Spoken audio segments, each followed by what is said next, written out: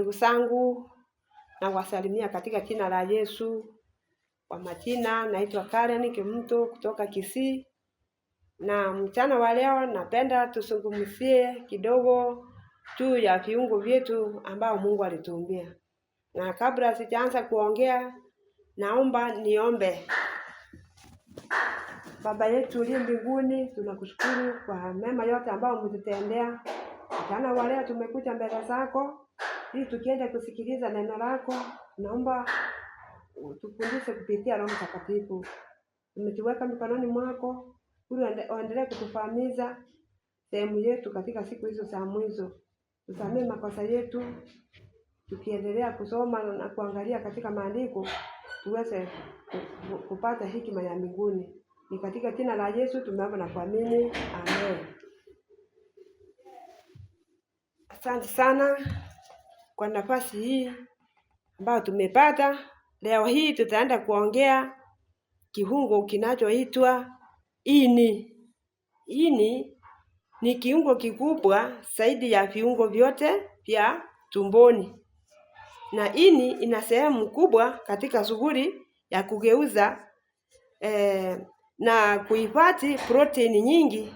Ndiyo pia inayotiririsha nyongo inayohifadhiwa katika kifuko cha nyongo. Ini ni kiungo kilicho na rangi ya damu ya mzee. Ina uzito karibu 1.5 kilo. Inaundwa na seli ndogo ndogo sana zilizo sambamba na zile zinazoundwa na hepatocytes. Zinaungamiza uchafu unaoharibu ini. Yaani ini ndio mfalme wa viungo vyote vya mwili.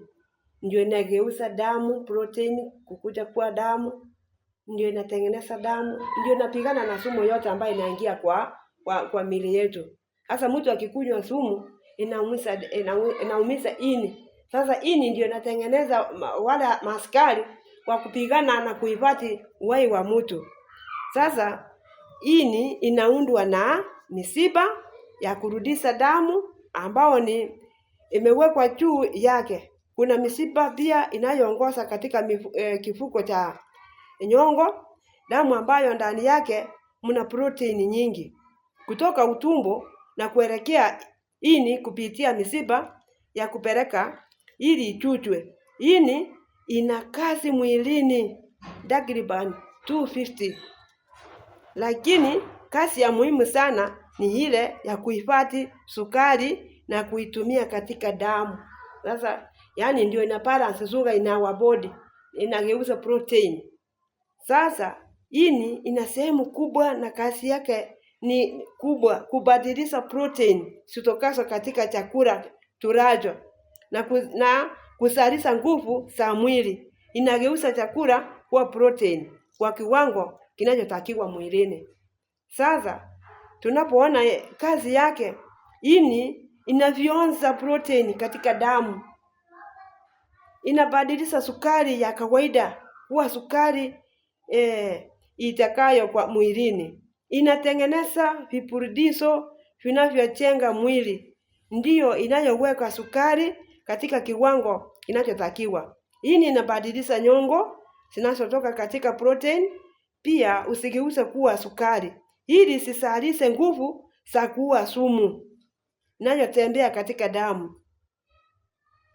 Alafu tunaona ya kwamba chachu ya pombe ile watu wanatumianga na chachu zingine zinaondolewa na ini. Hivi mtu akikunywa pombe inaenda moja kwa moja kuchoma ini. Sasa nguvu ini inatengeneza ile nguvu ya kupigana na hiyo sumu ambayo inatoka kutoka chachu ya pombe. Uchafu wote inakusanya pamoja na nyongo zilizoseeka, ugeuka maji machungu na kuhifadhi katika viungo. Hivyo ini ni la maana sana katika viungo vyetu vya mwili. Hivyo ini inapokuwa maji yanapokuwa mengi kwa viungo ndiyo yanayosababisha magonjwa ya gout ama uvimbe. Ini ndiyo inachuja protein kisa zinachanganya na damu. Hii ndio gara la madini kama chuma, iron. Hii pia ni gara la protein zifanyazo kazi pamoja na mafuta na vitamini. Vitamin A, vitamin B, vitamin D na K. Kwa ujumla, hii ndio inayosafisha damu na kutupa nje mbegu za magonjwa. Hii ndio inayofagia seli za damu zilizozeeka. Sasa mnaona ini ni kifagio, inatengeneza masigari, wale ambao wametoka inawahamiza wanaenda kama uchafu. Sumu ikikuja inakuwa tayari kuisipokea na kupiga ile nguvu ya sumu na kuitoa katika mwili. Sababu kuu nayo tufanya tuandike haya ni ili watu wajue kazi ya kila kiungo na hatari inayotokana na kukitumia vibaya. Tuzingatie vile ambavyo viungo vyako vinaruhusiwa kutumika na vile vinavyokatazwa na utaratibu ulio sahihi. Ndio sababu tunaambiwa hata wakati Mungu aliumba Adamu, alimuelekeza vyakula vya kukula. Alijua ya kwamba kukula vyakula vile vingefaa katika mili. Yeye ndio mtengenezaji wa mili wa wanadamu. Kama vile fundi anatengeneza gari, anajua ni aina ya mafuta inatumia, aina ya grisi na maji. Sasa Mungu alipotuumba, alituwekea vyakula vya kukuliwa ili vihifadhi viungo vyetu vya mwili. Tunapokosea mili yetu, Mungu anasema katika kitabu cha Wakorintho ya kwamba nyinyi hamjui ya kwamba mili yenu ni hekalu takatifu tuliopewa na Mungu, na wala nyinyi sio wetu wenyewe, maana tulinunuliwa kwa thamani. Sasa tumtukiseni Mungu katika mili yetu. Hivyo tulapo ama tunywapo, tutendako neno lolote, tulifanyeni kwa utukufu wa Mungu. Hiyo ni Wakorintho wa kwanza 10:31.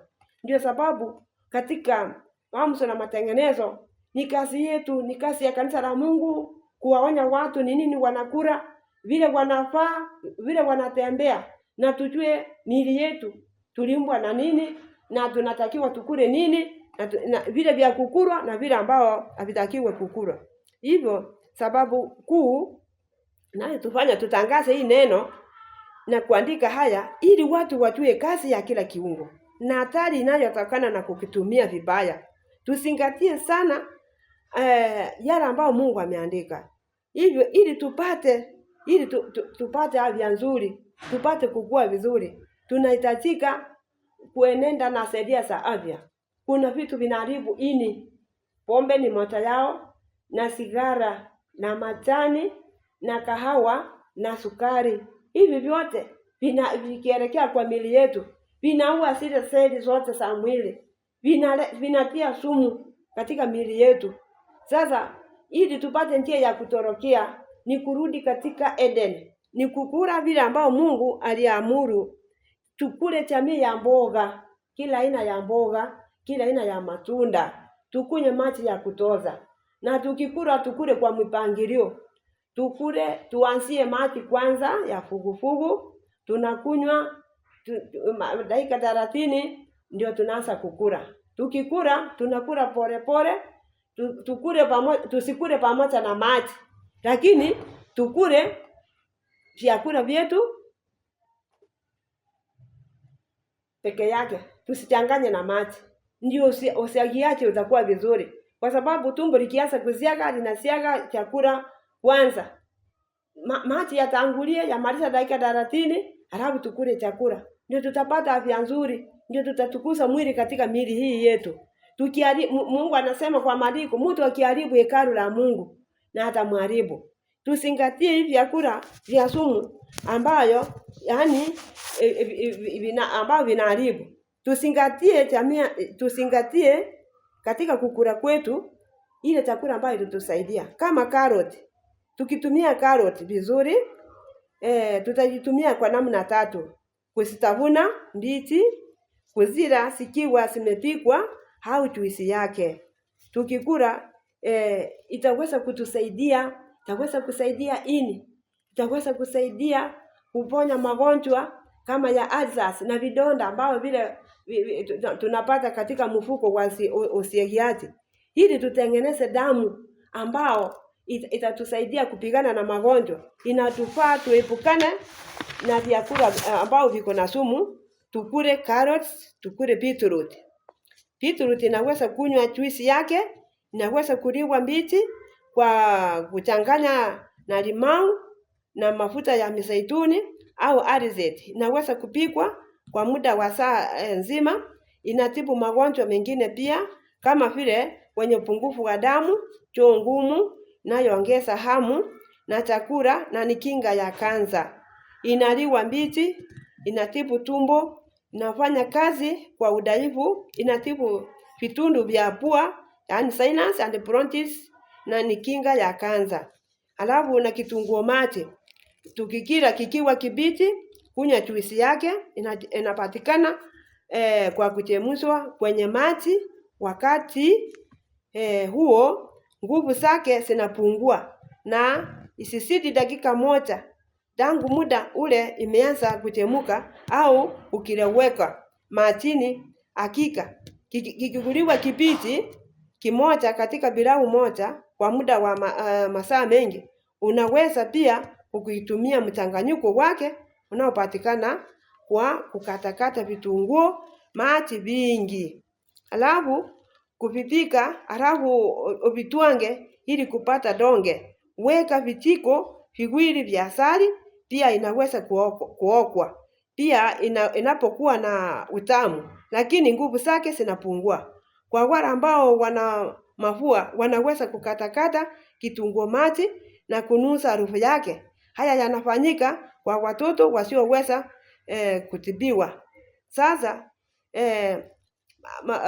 madawa yake yani ya ini likugonjeka liko na madawa yake. Tukitumia rosemary vizuri sana, tukitumia kitunguu saumu, tukitumia asali, hivi vyote vitatusaidia viweze kutibu ini.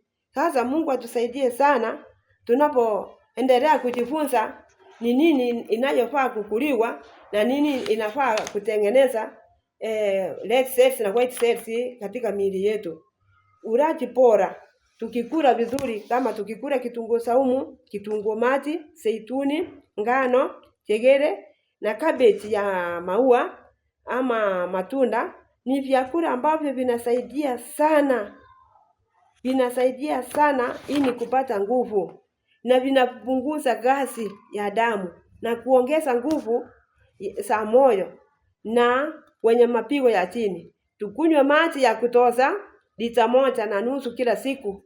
Tunaweza kutibu magonjwa mengi sana, kutoumia. Yaani tusitumie chumvi nyingi katika ulaji wetu. Tupunguze mafuta. Tufanye mazoezi na kujipatia amani ni dawa muhimu. Hivyo Mungu atusaidie sana. Kipindi hiki tunamoishi, Mungu anahitaji watu wenye afya nzuri. Turudi katika shamba la Edeni. Tukiangalia vielelezo vingi kama vile vya Danieli na wenzake, vile walichagua kukula chakula inayotoka katika ardhi. Walipata kuwa na afya nzuri, walipata kuwa na akili timamu katika kazi zao. Walikuwa 10 times clever than the people of Babylon. Na hivyo wakati huu Mungu ametuita tuweze kutunza vizuri viungo vyetu vya mwili, kwa sababu hapa ndio Mungu anakaliza sheria zake ndani yetu. Hapa ndio Mungu anataka kuandika sheria zake na sura yake iweze kuonekana. Tukiwa na tabia nzuri, tukiwa na ulaji mzuri, tutakuwa na tabia nzuri. Itakuwa rahisi hata kusikia sauti ya Mungu, itakuwa rahisi hata kutunza sheria zake. Mungu atusaidie kipindi hiki cha magonjwa ili tuepukane na magonjwa ya saratani, kifua kikuu, magonjwa ya ulcers, magonjwa mengi. Tukule vizuri. Tukule kulingana na mipangilio ya Mungu. Tukianzia maji asubuhi, maji ya fugufugu, tukishamaliza dakika 30 tunaanza vyakula vyetu. Na hapa katikati tusiwe watu wa kumumunya vitu ama kukula ovyo ovyo. Yaani eating in between meals. Yaani tuweke muda wa angalau masaa 5 ama 6 ndio tuanze mlo mwingine. Na kule kukula jioni masaa ya kiiza na unakula na halafu unalala. Hiyo inaleta shida kubwa sana. Mungu awasaidie wenzetu, tujitie moyo, tuendelee kusikilia neno la Mungu na kufuatilia sheria za afya. Mungu awabariki katika jina la Yesu. Amen.